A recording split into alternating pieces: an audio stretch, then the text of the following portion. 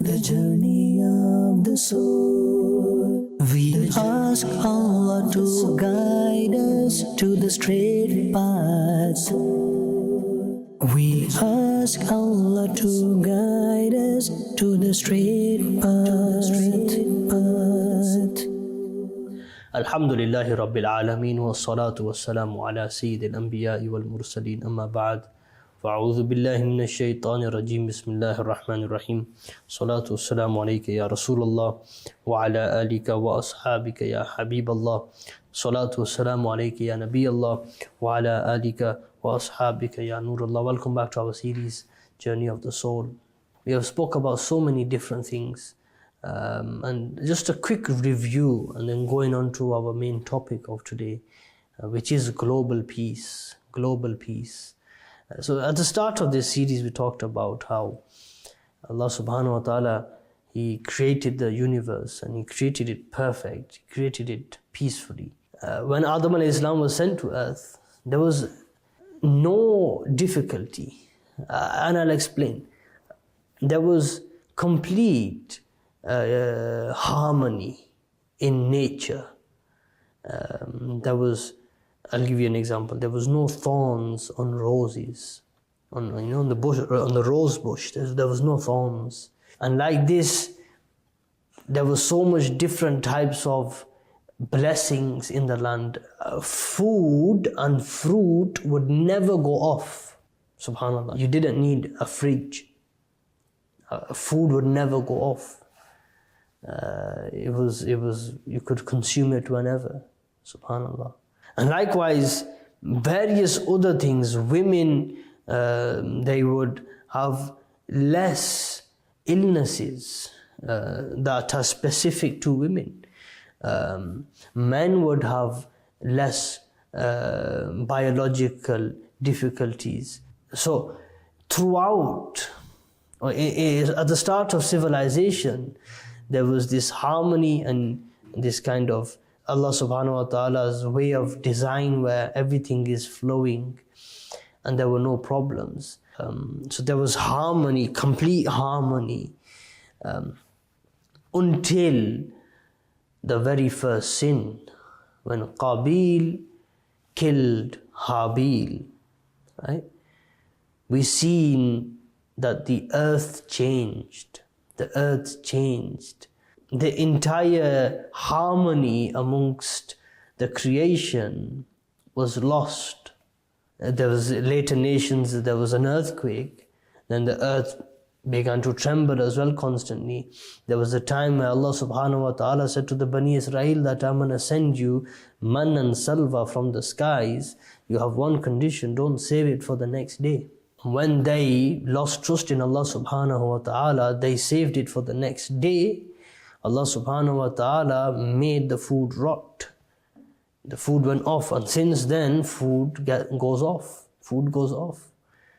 And this never used to be a thing of the past. We have seen a change in the way the world works, the harmony of the world, the system Allah subhanahu wa ta'ala had set because of our sins had changed over time. Likewise, if you take Hazrat Adam alayhi salam, when he came from heaven, he brought down a heavenly plant. He brought down the Hajarul Aswad. He also had the Hajarul Aswad, the black stone which was inside the Kaaba. Now the black stone inside the Kaaba was originally pure pearl white. Pure pearl white. And the Hajarul Aswad is that type of stone. If you was to test what type of material it is, you will not be able to make it resemble from any type of material that is on the earth.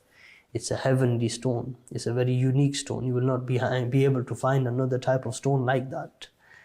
Subhanallah. It's a very, very special stone. This was originally white, but because of our sins, it eventually turned black and darkened. Likewise, our heart, we've seen the hadith, we've read the hadith where a person commits a sin, his heart goes black.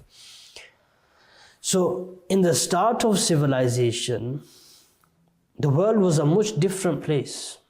But soon as sins happened, and sins took place, there was this dissatisfaction amongst animals and humans, which made them fight each other, which made them cause chaos in the land.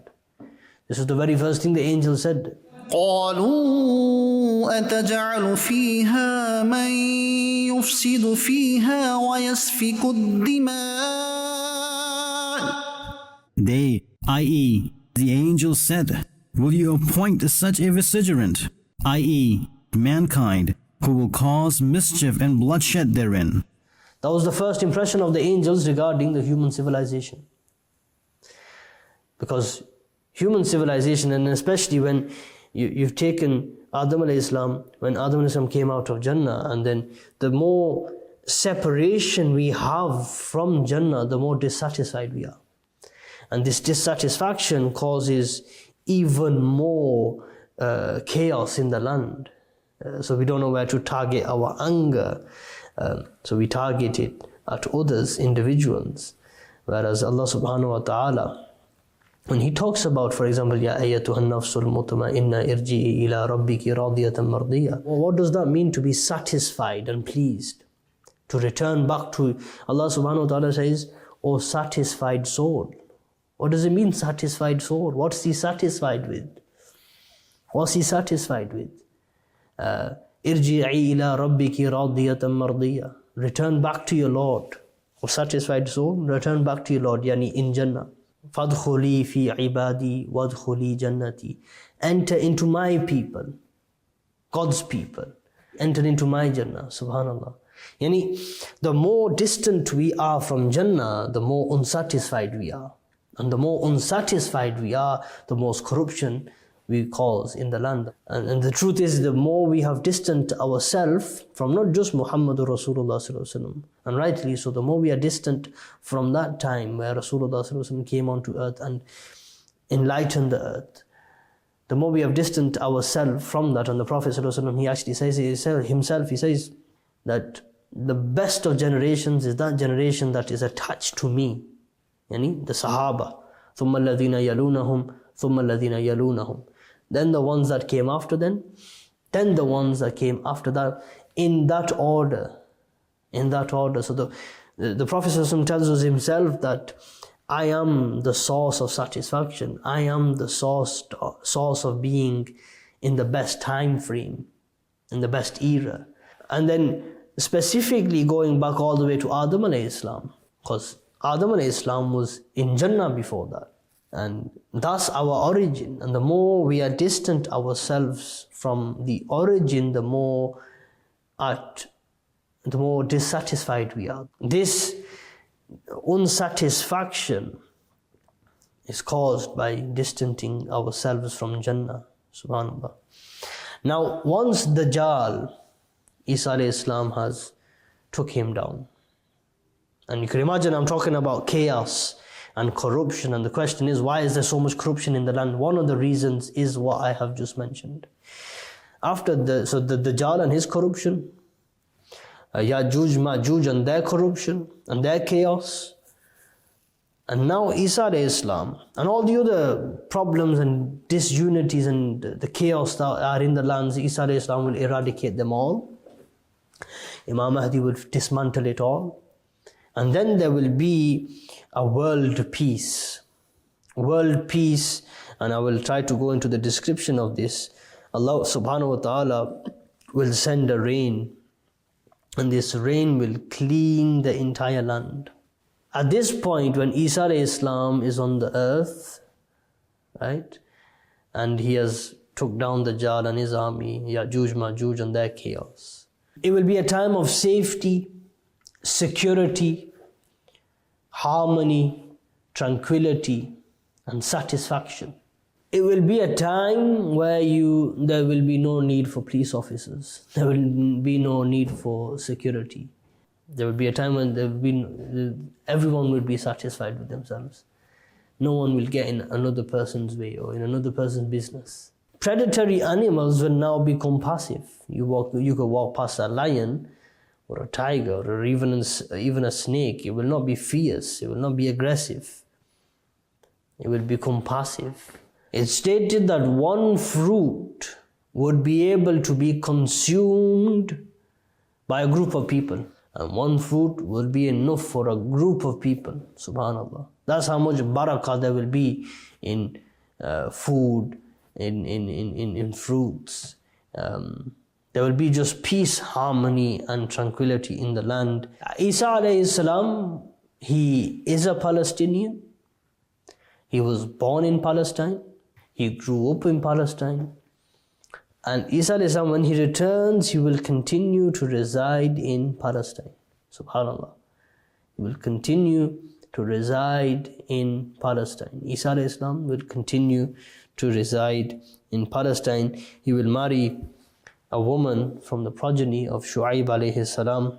Hazrat Musa alayhi salam, he married the daughter of Shu'aib alayhi salam. And this nasal, this lineage continued all the way up to today. Subhanallah. Even now, today, somewhere in the world, the lineage of Musa alayhi salam and Shu'aib alayhi salam through the daughters actually exists today. So Isa alayhi salam will get married when he returns. When he returns back to earth and there's mass peace, international peace, and that will be the real new world order, a world full of peace and harmony. He will then marry a woman from the lineage of Shu'aib alayhi salam, subhanallah. Isa alayhi salam will perform Hajj. There's a verse of the Quran, and it talks about companionship. And it talks about the people that Allah subhanahu wa ta'ala has blessed. And where the Prophet sallallahu alaihi wasallam is buried, Prophet sallallahu alaihi wasallam is buried and facing towards the Qibla. Facing towards the Qibla, the first, and when you get to the Golden Gates, the first portion is the area where the Prophet ﷺ is buried. Just behind that, in line with the heart of the Prophet ﷺ, parallel to the heart of the Prophet ﷺ, Abu Bakr Siddiq is buried. And in line to the heart of Hazrat Abu Bakr Siddiq radiallahu anh, Hazrat Umar ibn al-Khattab's head is in a line with the heart of Hazrat Abu Bakr Siddiq, and the heart or the head of Hazrat Abu Bakr Siddiq is in line with the heart of the Prophet sallallahu alaihi wasallam. So you have this. This is the way they are mapped out, where they are buried inside the house of the Prophet sallallahu alaihi wasallam in Masjid al-Nabawi. And it is very famous that the Prophet sallallahu alaihi wasallam has told us that Isa alayhi salam will get buried right next to me. And we see and we know that towards the Golden Gate side, yani the actual right side of the Prophet ﷺ, there is space, there is a gap enough for another person to get buried. And the Prophet ﷺ told us that Isa alayhi salam will be buried next to me. Allah subhanahu wa ta'ala in Surah An-Nisa, He says, وَمَن يُطِعِ اللَّهَ وَالرَّسُولَ فَأُولَٰئِكَ مَعَ الَّذِينَ أَنْعَمَ اللَّهُ عَلَيْهِم مِّنَ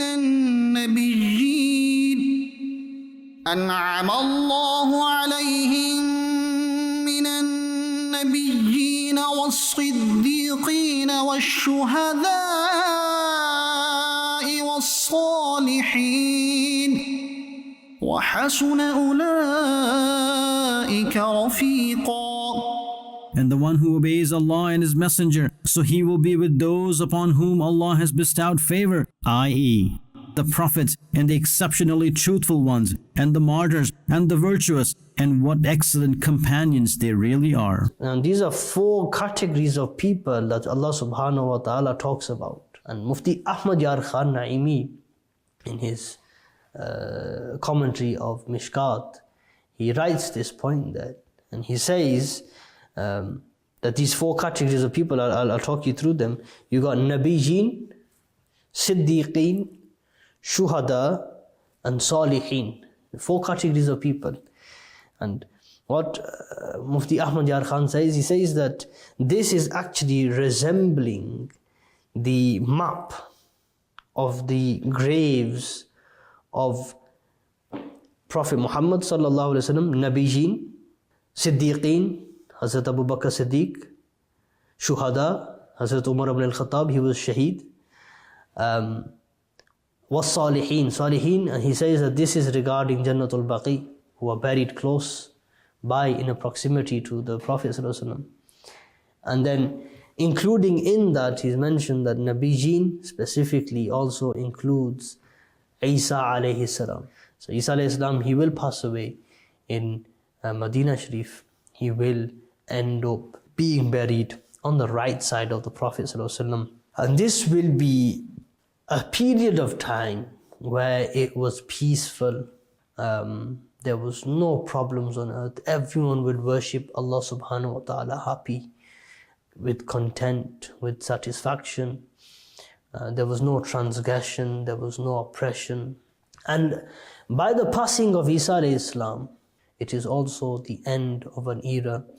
And inshallah, in the next episode, I'm going to discuss what happens after this. Like, is that the end of the story? Will the trumpets be blown and will Judgment Day be established? The answer is no. There's much more to come yet. Allah subhanahu wa ta'ala protect us from the times of evil and oppression and tyranny. Ameen bijahi Nabi Ameen. Sallu ala al-Habib sallallahu ala Muhammad sallallahu alayhi wa sallam. The journey of the soul. We ask Allah to guide us to the straight path. We ask Allah to guide us to the straight path.